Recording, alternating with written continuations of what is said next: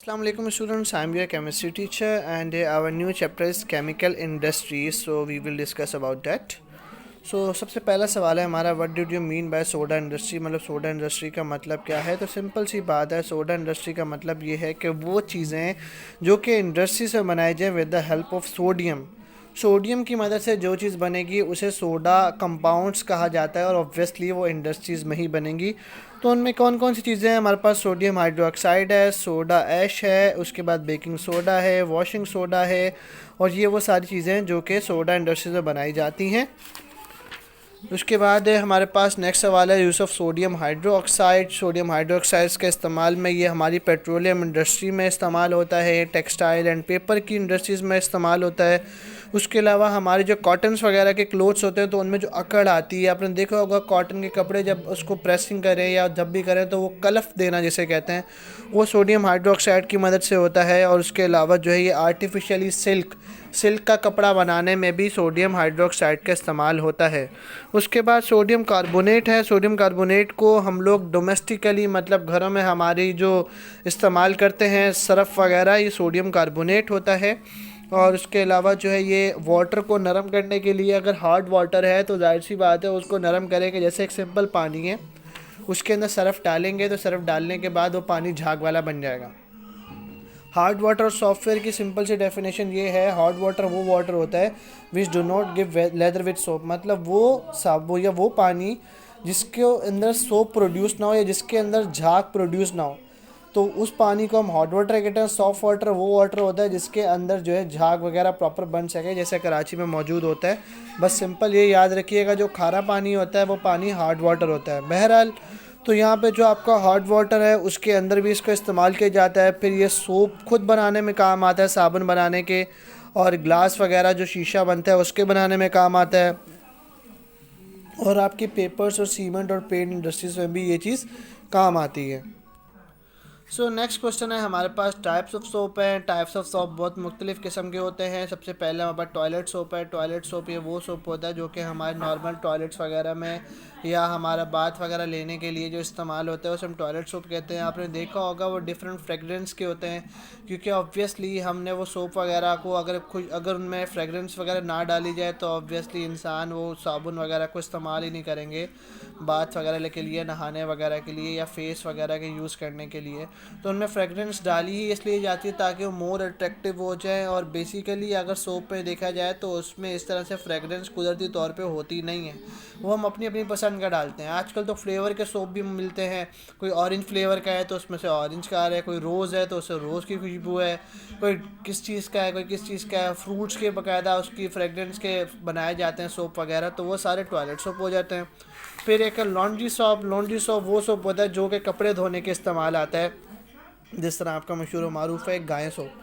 तो बहरहाल ये वो सारे सोप हैं जो कि आपके लॉन्ड्री पर्पसेस में काम आते हैं। फिर आपका शेविंग सोप है। एक शेविंग सोप भी होता है जो कि झाग के तौर पे इस्तेमाल होता है आपकी शेव वगैरह करने के लिए।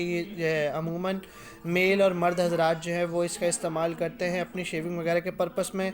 फिर एक किचन सोप होता है। किचन सोप होता है आपकी डिश वगैरह को वॉश करने के लिए, आपके किचन में यूटेंसिल्स को वॉश करने के लिए, उन सब के लिए जो है आपका ये किचन सोप का भी इस्तेमाल किया जाता है, जिस तरह lemon, max bar. Functions of soap है हमारा next question. Function of soap का मतलब यही है कि सोप जो है आपके मतलब सफाई वगैरह के तौर पे इस्तेमाल होता है। अब इसमें अक्सर औक़ात आपने देखा होगा कि अगर आपके हैंड वगैरह पे ऑयल लगा हो तो ऑयल वगैरह को अगर आप नॉर्मली यूज़ करना चाहेंगे या नॉर्मली वॉश करना चाहेंगे पानी से, तो वो कभी भी इस तरह से वॉश नहीं होता। आपकी स्किन पे वो ऑयल वगैरह लगा रहता है कंटिन्यूसली।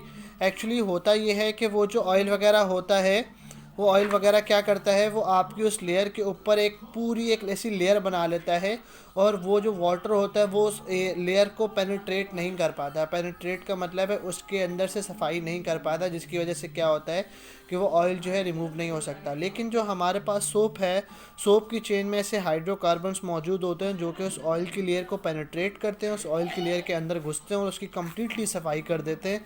इसीलिए जब ऑयली हैंड्स होते हैं तो अगर हम सिंपल पानी से वॉश करेंगे हैंड्स तो हमारे हैंड्स क्लीन नहीं होंगे, लेकिन अगर हम उसकी जगह पे किसी सोप का इस्तेमाल करेंगे तो हमारे हाथ साफ़ सुथरे हो जाएंगे। नेक्स्ट है हमारे पास water plastic. Plastics are the simple types are the types of polymers. Polymers जो है ये डिफरेंट किस्म के स्मॉलर कंपोनेंट्स होते हैं या स्मॉलर मॉलिक्यूल्स होते हैं जो कि मिल के एक दूसरे के साथ एक पॉलीमर्स बनाते हैं। पॉली मीन बहुत सारे, ठीक है, डिफरेंट किस्म के मॉलिक्यूल्स आपस में मिल के जो बनाते हैं वो पॉलीमर्स बनाते हैं। और इन पॉलीमर्स की मदद से क्या होता है कि हमारे पॉलीथीन बैग्स या हमारे पॉलीमर्स जो बैग्स होते हैं बनाए जाते हैं, जिन्हें हम शॉपर कहते हैं, जिन्हें हम प्लास्टिक्स कहते हैं। अगर उन्हीं पॉलीमर्स को सॉलिडिफाई कर लिया जाए तो वो हार्ड प्लास्टिक बन जाता है, अदरवाइज़ वो मेल्टेड प्लास्टिक आपके बिल्कुल जिस तरह शॉपर्स बन जाता है वैसे ही बन जाता है, ठीक है। अब ये जो है इसकी क्लासिफिकेशन में plastics are classified into thermoplastic and thermosetting plastic. Thermoplastic ये वो किस्म की प्लास्टिक होती हैं जिनको कभी भी मेल्ट करके हम किसी भी शेप में ला सकते हैं अपनी पसंद के हिसाब से।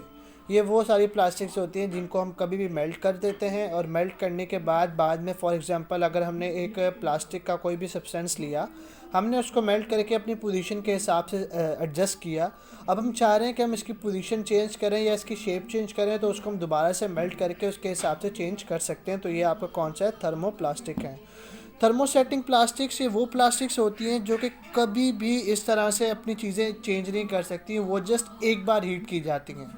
मीन्स आप उनको एक बार हीट करके किसी भी पोजीशन में ले आएँ, और अगर आप ये चाहते हैं कि दोबारा वो उसी पोजीशन में आए तो वो कभी भी नहीं आ सकती, और ना ही वो कोई मुख्तलिफ चीज़ अपनी शक्ल बना सकते हैं। हाँ, डिमोलिश ज़रूर हो सकते हैं लेकिन वैसे पोजीशन में नहीं आ सकते। तो ये आपकी कौन सी होती है, थर्मोसेटिंग प्लास्टिक होती है। थर्मोसेटिंग प्लास्टिक में आपके मेजॉरिटी ऑफ टाइम्स ये आपके पाइप्स आते हैं जो कि प्लास्टिक के होते हैं। अगर आप प्लास्टिक के पाइप्स वगैरह को एक बार ही हीट करके उसको मेल्ट कर सकते हैं। अगर आप चाहते हैं कि उसे दोबारा मेल्ट करके किसी पोजीशन में लाके काम किया जाए तो वो डिस्ट्रॉय हो जाएंगे, लेकिन दोबारा मेल्ट होकर किसी काम नहीं आएंगे। अब हमारा लास्ट क्वेश्चन है इस चैप्टर में, वो है इंक। इंक मतलब एक ऐसी चीज़ होती है जो कि कलर्ड लिक्विड्स होते हैं जो कि हमारे काम के हिसाब से हम लोग उसको इस्तेमाल करते हैं, जिसमें हमारे पास डिफरेंट कलर्स की इंक होती है। उन तमाम कलर्स की इंक को हम आगे डिस्कस करेंगे। तो टाइप्स ऑफ इंक जो है वो हमारी नीड के ऊपर होता है कि हमें किस तरह की नीड चाहिए, तो हम उस तरह की इंक वगैरह बनाने की कोशिश करते हैं ताकि हमारा काम आसान हो जाए, हम अपना काम परफॉर्म कर सकें। पहले हमारे पास ब्लैक इंक आती है जो कि हमारे मिक्सचर ये फ्यूरस सल्फेस के मिक्सचर से मिलके बनती है और उसके अंदर हाइड्रोक्लोरिक एसिड का भी इस्तेमाल किया जाता है। उसके बाद हमारे पास ब्लू इंक आ जाती है। ब्लू इंक जो है वो हमारे ऑक्जेलिक एसिड को डाइल्यूट करके बनाया जाता है। देन हमारे पास मार्किंग इंक आ जाती है। ये वो इंक है जो कि हमारे मार्कर्स वगैरह में इस्तेमाल की जाती है। इसके अंदर सिल्वर नाइट्रेट का सॉल्यूशन डाला जाता है और गम वगैरह का भी सॉल्यूशन डाला जाता है, इसीलिए मार्कर की जो इंक होती है वो थोड़ा ज़्यादा मोटा लिखती है और ज़्यादा डार्क भी होता है। उसके अलावा प्रिंटर की इंक आ जाती है। प्रिंटिंग इंक्स ये वो इंक्स है जिनसे आपके प्रिंटर में इस्तेमाल होती है पेजेस वगैरह को प्रिंट करने के लिए। इसमें रेजिन ऑयल्स का इस्तेमाल होता है। फिर हमारे पास रेड इंक्स आ जाती है जो कि आपकी ब्राज़ील वुड से, मतलब उस ब्राज़ील वुड एक दरख्त है उसकी लकड़ी से जो है इसको बनाया जाता है, ये आपकी रेड इंक होती है। फिर टाइपराइटर इंक होती है, आपने देखा होगा। एक तो प्रिंटिंग इंक हो गई, एक पुराने ज़माने में एक टाइपराइटर इंक भी हुआ करती थी। जो पुराने ज़माने में प्रिंटिंग नहीं होती थी तो वो एक पेज को एडजस्ट करके पूरे लेटर्स हो जाते, उसको टाइप करते थे और टाइप करके फिर पूरा लिखते थे, वो कहते थे टाइपराइटर इंक। फिर ब्लू ब्लैंक इंक है। ब्लू ब्लैंक इंक जो है टैनिक एसिड और ये फ्यूरस सल्फेट और हाइड्रोक्लोरिक एसिड और इन सब से मिलके बनती है। फिर रॉयल ब्लू इंक है। ये वो इंक है जो कि आपकी एथिलीन ग्लाइकोल और एसीटोन और फिनोल से मिलके बनती है। फिर स्टैम्प पैड इंक है। स्टैम्प पैड इंक आपने देखा होगा अक्सर औकात अटेस्टेशन के तौर पे या कहीं पर भी स्टैम्प लगाने के लिए एक पैड का इस्तेमाल होता है जिसके ऊपर वो स्टैम्प या वो ठप्पा वगैरह लगा के कहीं पर भी स्टक किया जाता है, तो वो इंक जो है वो आपकी स्टैम्प पैड की इंक होती है।